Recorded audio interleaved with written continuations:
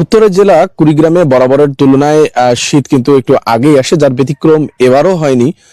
নভেম্বরের শুরু থেকে কিন্তু শীতের কিছুটা অনুভব এখানকার মানুষজন করেছিল, যার প্রকোপ কিন্তু এখন সবচেয়ে বেশি টের পাচ্ছে মানুষজন। জানিয়ে রাখি, গতকাল থেকে এখন পর্যন্ত কিন্তু কুড়িগ্রামের মানুষজন সূর্যের যে দেখা সেটা কিন্তু পায়নি। আর শীতের প্রভাবটা এখানে অন্যান্য জেলাগুলোর তুলনায় বরাবরই একটু বেশি থাকে, তার ব্যতিক্রম এবারও হয়নি। আর শীতের এই প্রকোপের কারণে সবচেয়ে বেশি বিপাকে যারা পড়েছে তারা কিন্তু এখানকার খেটে খাওয়া মানুষজন। জানিয়ে রাখি, আমি রাজারহাট আবহাওয়া অফিসের কর্মকর্তা জনাব সুবল চন্দ্রের সাথে কথা বলে যতটুকু জানতে পেরেছি, তিনি আমাকে জানিয়েছেন যে এখানকার তাপমাত্রা আসলে 11 থেকে 13 ডিগ্রির মধ্যেই উঠানামা করছে। আর শীতের প্রকোপটা অনেকটা অন্যান্য সময়ের থেকে এবারের শীতের প্রকোপটা বেশি। আজ সকালবেলা একটু কুয়াশা কম থাকলেও এখানে সন্ধ্যার পর থেকে শুরু করে সারা রাত প্রচুর পরিমাণে কুয়াশা পড়ে, যার ফলে কিন্তু নিজের স্থান থেকে সামনে 10 হাত পর্যন্ত দেখা গেল, পরে কিন্তু কুয়াশার কারণে আর কিছুই দেখা যায় না। বিশেষ করে এ কারণে বিপাকে সবচেয়ে বেশি পড়ে যারা গাড়ি চালক রয়েছেন তারা, যার ফলে কুড়িগ্রামে গত 1 মাসে কমপক্ষে 2টি দুর্ঘটনা ঘটেছে, যার মধ্যে একজন কিন্তু নিহত হয়েছেন শুধু এই শৈত্য প্রবাহের কুয়াশার যে কারণ রয়েছে তার কারণবশত। এছাড়াও এখানে সবচেয়ে বেশি শীতের কারণে সবচেয়ে বেশি অসুস্থতার শিকার হয়েছেন শিশু এবং বৃদ্ধরা, যেটা কিন্তু হাসপাতালগুলোতে গেলে লক্ষ্য করা যায়। এখন শিশু এবং বৃদ্ধ রোগীর সংখ্যাটা কিন্তু অনেকটা বেশি।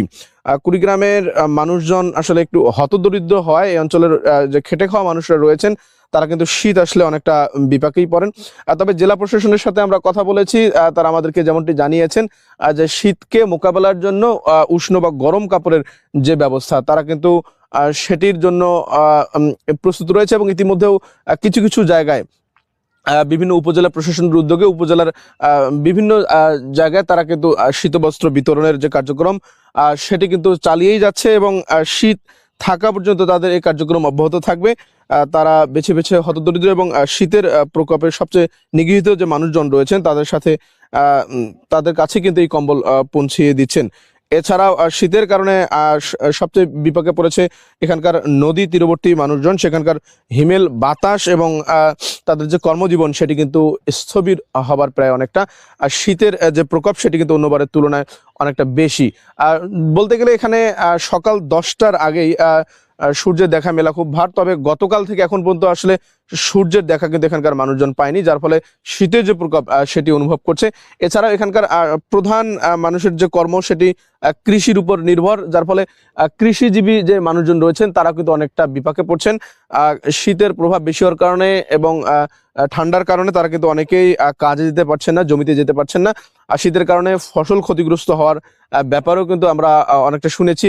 পাতা কুঁচকিয়ে যাওয়া থেকে শুরু করে পাতার রং হলুদ হয়ে যাওয়া সহ বিভিন্ন সমস্যা কিন্তু শীতকালীন যে ফসলগুলো সেগুলোও কিন্তু পড়ছে। কৃষি সম্প্রসারণ অধিদপ্তরের সাথে আমরা এই ব্যাপারে কথা বলেছি, তিনি আমাদেরকে যেমনটি জানিয়েছেন যে তারা কৃষকদের কাছে গিয়ে তাদের সমস্যা শুনে তাদেরকে বিভিন্ন রকম পরামর্শ দিচ্ছেন। আর্থিক প্রণোদনা দেওয়ার ব্যাপারেও তারা কিন্তু প্রস্তুত রয়েছেন, যে কোনো সমস্যায় তারা এগিয়ে আসবেন।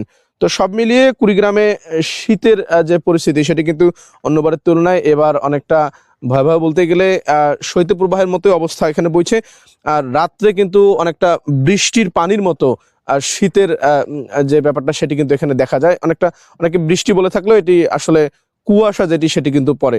সব মিলিয়ে জনজীবন একদম স্থবির হওয়ার প্রায় শীতের যে কারণ, তার ফলে স্থানীয় মানুষজন তারা তাদের মতো করে শীত নিবারণের জন্য কেউ খড়কুটো জ্বালিয়ে কেউ আগুন জ্বালিয়ে চেষ্টা করছেন শীত নিবারণের। জেলা প্রশাসনের পক্ষ থেকে বিতরণ হচ্ছে শীতের কম্বল থেকে শুরু করে নানা ধরনের শীতবস্ত্র।